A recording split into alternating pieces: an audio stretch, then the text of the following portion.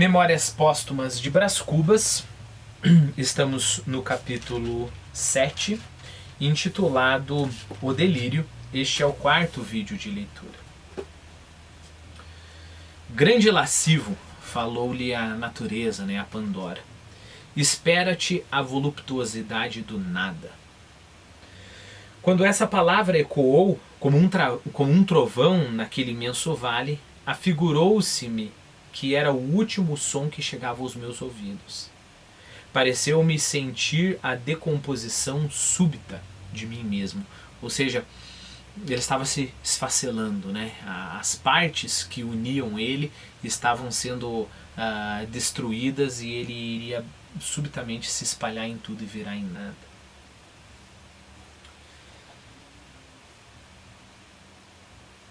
Então encarei-a com os olhos súplices e pedi mais alguns anos.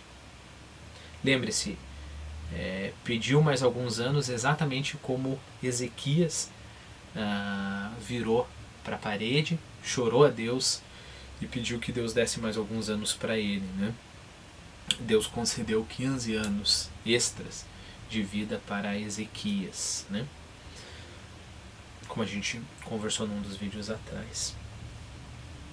Então encarei-a com olhos súplices e pedi mais alguns anos. Pobre minuto, exclamou, para que queres tu mais alguns instantes de vida? Para devorar e seres devorado depois? Não estás farto do espetáculo e da luta? Conheces de sobejo tudo o que te deparei, menos torpe ou menos aflitivo. Ou seja, tudo aquilo que eu fiz aparecer para você, que fosse menos torpe e menos aflitivo. Ou seja, não existe coisas boas na vida. Existem coisas menos torpes que outras. Coisas que causam menos aflição. O alvor do dia, a melancolia da tarde, a quietação da noite, os aspectos da terra, o sono, enfim, o maior benefício das minhas mãos. Que mais queres tu, sublime idiota? Viver somente, não te peço mais nada. Quem me pôs no coração esse amor da vida, senão tu? E se eu amo a vida, por que te has de golpear a ti mesma, matando-me?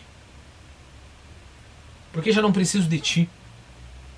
Não importa ao tempo o minuto que passa, mas o minuto que vem. O minuto que vem é forte, jocundo, quer dizer, vivo, feliz, jovial.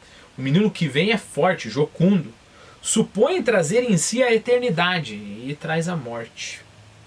E perece como o outro, mas o tempo subsiste. Egoísmo, dizes tu? Sim, egoísmo, não tenho outra lei. Egoísmo, conservação.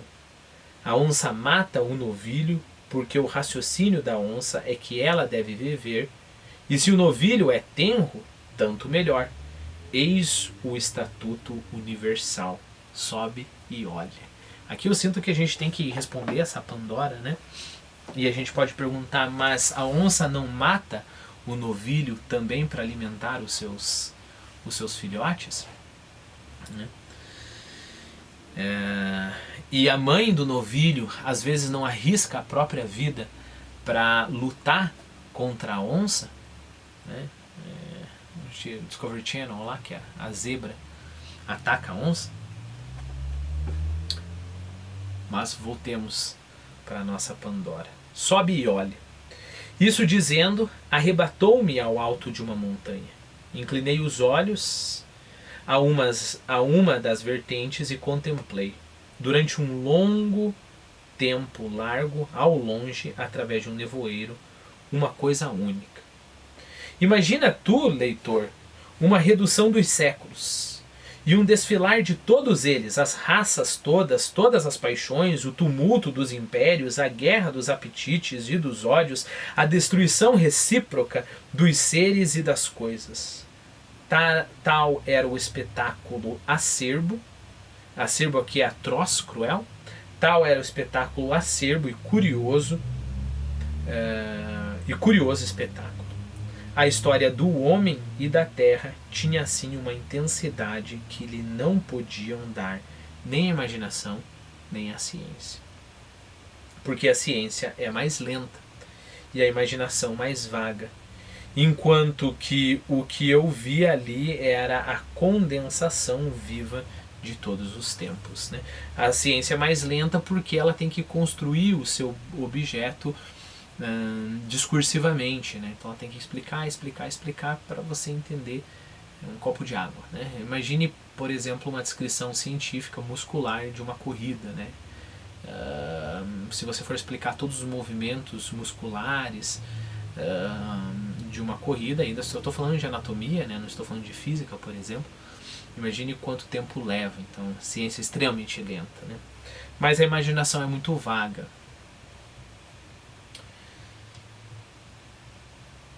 Enquanto o que eu ali via era a condensação viva de todos os tempos.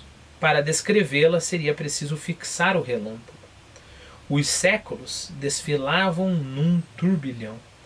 E não obstante, porque os olhos do delírio são outros, eu via tudo o que passava diante de mim, flagelos e delícias. Desde essa coisa que se chama glória, até essa outra coisa que se chama miséria.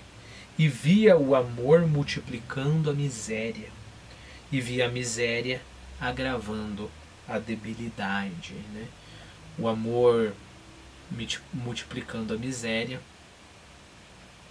Sei lá, é fácil, né? O amor por um projeto. A Hitler tinha um amor enorme pelo seu projeto, né? De trazer uma raça perfeita. E o que o amor dele fez? Aí vinham a cobiça que devora, a cólera que inflama, a inveja que baba. Lembre-se que a gente falou sobre a baba de Caim. E a enxada e a pena, úmidas de suor. E a ambição, a fome, a vaidade, a melancolia, a riqueza, o amor, e todos agitavam o homem como um chocalho, até destruí-lo como um farrapo. Eram as formas várias de um mal, que ora mordia a víscera, ora mordia o pensamento, e passeava eternamente as suas vestes de arlequim em derredor da espécie humana. A dor cedia alguma vez, mas cedia à indiferença, que era um sono sem sonhos, ou ao prazer, que era uma dor bastarda. Então, só há essas duas opções para dor, né? Quando para de doer é porque você está amortecido, então você está indiferente. Ou você busca o prazer, que é uma dor bastarda. Porque, é claro, seria muito difícil a gente explicar, né? Mas qual que é a relação da dor e o prazer? Ora, é uma das relações mais próximas, né? Não estamos falando de felicidade, estamos falando de prazer. Qual que é uma ótima técnica para sentir prazer? Coloca um sapato extremamente apertado e anda o dia inteiro com esse sapato sentindo muita dor. No final do dia você vai tirar o sapato e vai sentir aquele prazer maravilhoso, né? Não é à toa que os lascivos do prazer, ou seja, aquelas pessoas que pensam que prazer é o bem supremo, acabam pendendo para o masoquismo, para o sadismo, né? Que é a dor em si mesmo para realçar o prazer e a dor nos outros, né? Então é de se entender que a dor seja uma bastarda, né?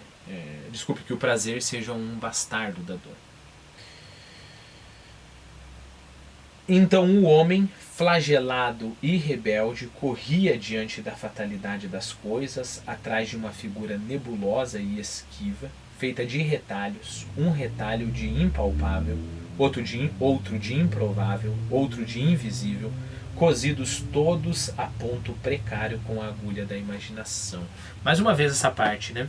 Então o homem, flagelado e rebelde, corria diante da fatalidade das coisas. Fatalmente todos morremos, fatalmente tudo vai acabar. E ele, então, para não ver isso, ele corre atrás do quê? Ele corre atrás dessa figura nebulosa e esquiva.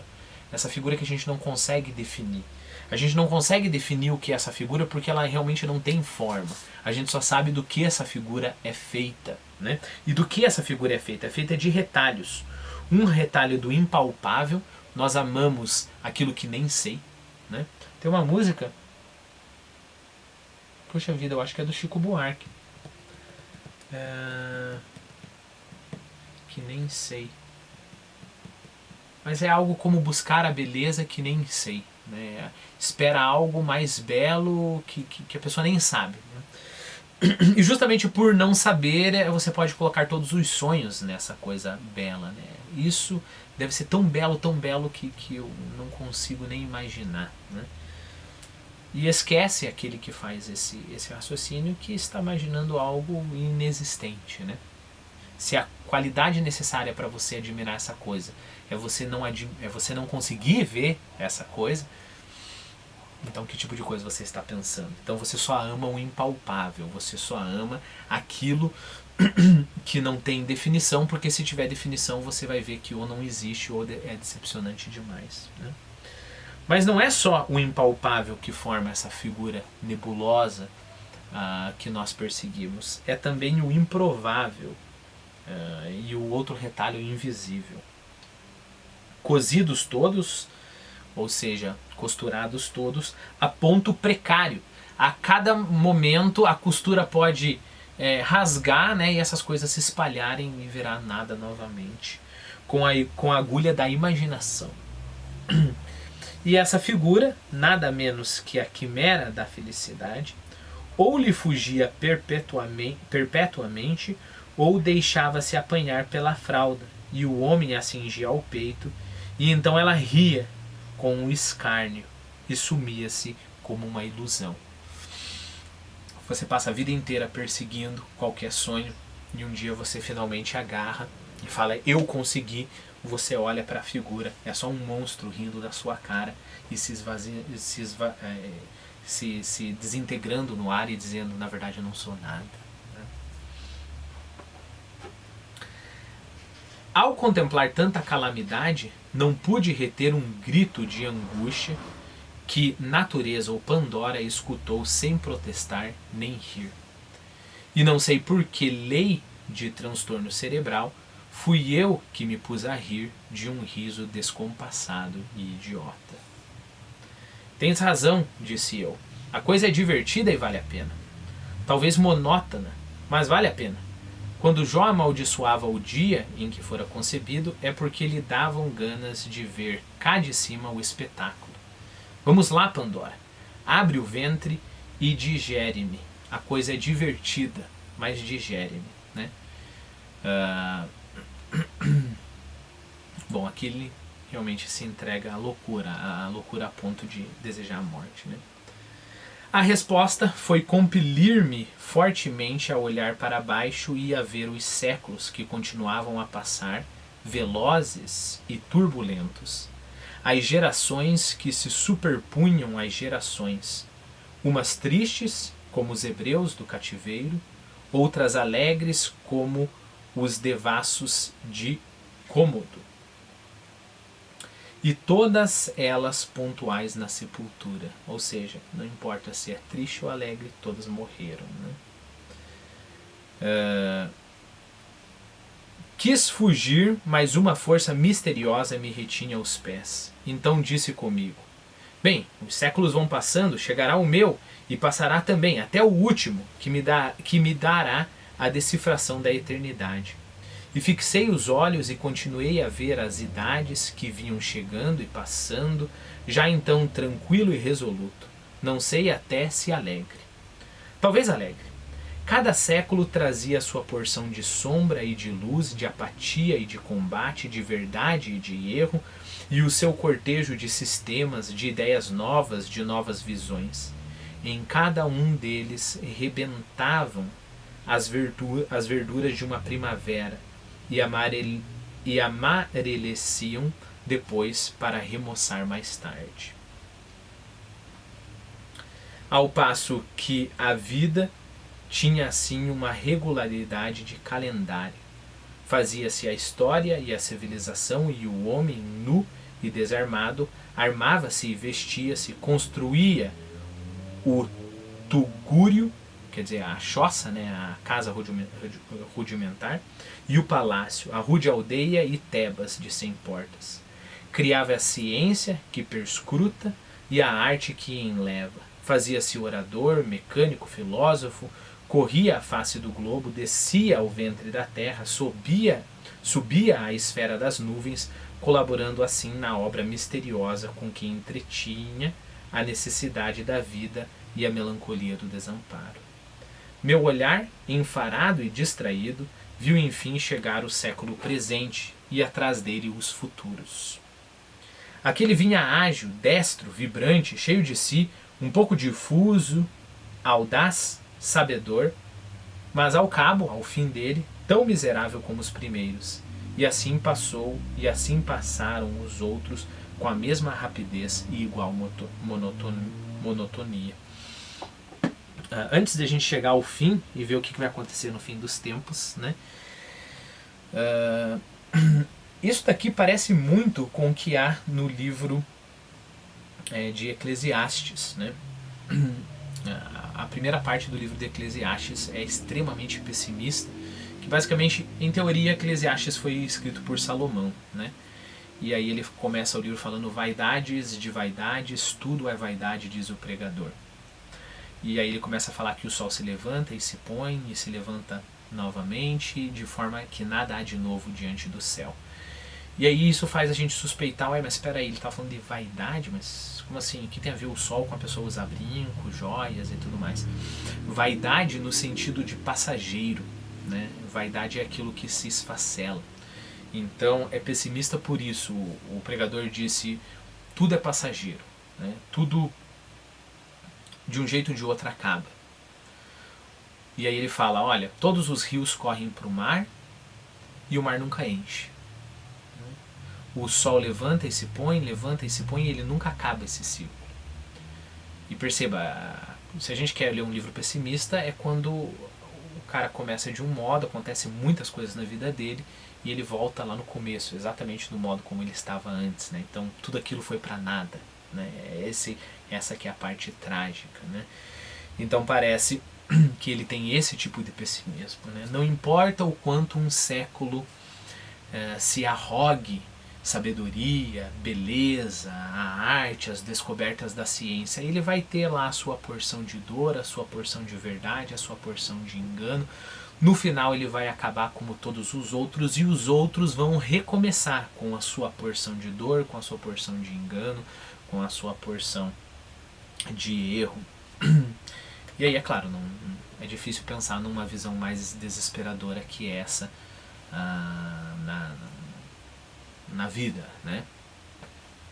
Uma outra coisa importante falar, repare que uma coisa interessante é, de perto, todo drama é significativo, né? Você vê uma pessoa com seus draminhas patéticos, mas se você tem um autor que chega e foca realmente e olha para aquele personagem, por mais que seja uma pessoa extremamente superficial, e chega perto o suficiente, a gente vai encontrar algo significativo ali.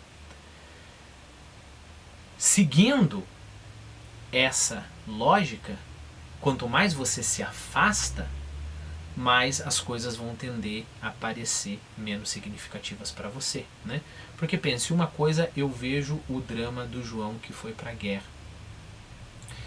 E eu estou junto com o João segurando a arma, e eu estou pensando na minha família, e eu sei que quando eu subir esse monte vão ter vários atiradores e uma bala pode me perfurar. Então aquilo ali é cheio de significado e cheio de vida.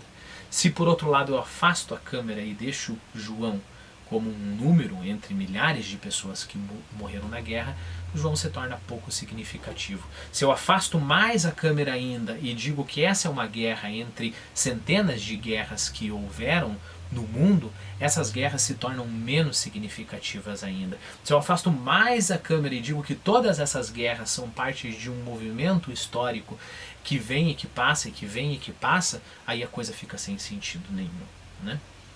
Mas se por um outro lado, e aqui é eu discordando do delírio do Brás Cubas, eu, em qualquer momento dessa história que em teoria não tem significado nenhum, pego qualquer momento, então vamos lá, vamos chutar um número, 1537, vamos chutar um país, né? Angola, 1537, Angola. digamos assim, como se a gente estivesse no Google Image, não, no Google Maps, e aí eu desço a câmera e localizo uma pessoa que mora numa tribo em específico. E eu começo a seguir a vida dessa pessoa de perto. Aquela vida é cheia de significado. É cheia de significado.